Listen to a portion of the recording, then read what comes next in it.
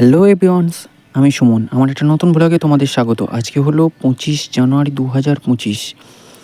আজকে একটা সুন্দর জঙ্গলে তোমাদের নিয়ে যাই, জঙ্গল সফর করব তোমাদের সঙ্গে। চলো।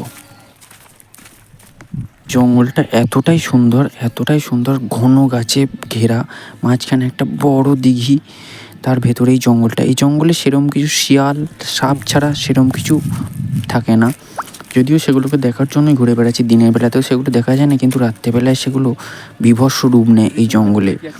চলো দেখা যাক জঙ্গলের ভেতরটা। যত গভীরে যাব ততই তো দেখা যাবে না।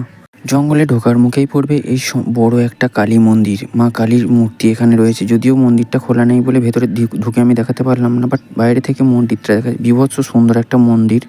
কালী মন্দিরটা ঢুকে যাওয়ার গ্রামের সাইডে জঙ্গল, তাই গরু ফুরু মোষ এসব বিভিন্ন জন্তু চড়ে বেড়াচ্ছে, যদিও তাও জঙ্গলের ভেতরটা অবশ্যই দেখব। পাখিরা কি সুন্দর বাসায় ফিরে যাচ্ছে, শীতকালের আমেজ। সুন্দর একটা জঙ্গল, তাই না?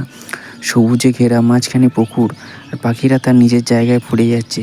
পাখিদের কলরব শুনে মনটাই জুড়িয়ে গেল। দেখো সেই ছবিটাও জলে ফুটে পড়ছে। আর এখানে সাপও সেরমভাবে দেখতে পেলাম না, একটা কিংবা দুটো দেখেছিলাম, বাট সেগুলোকে ভিডিও করার আগেই সেগুলো সাইড হয়ে যায়।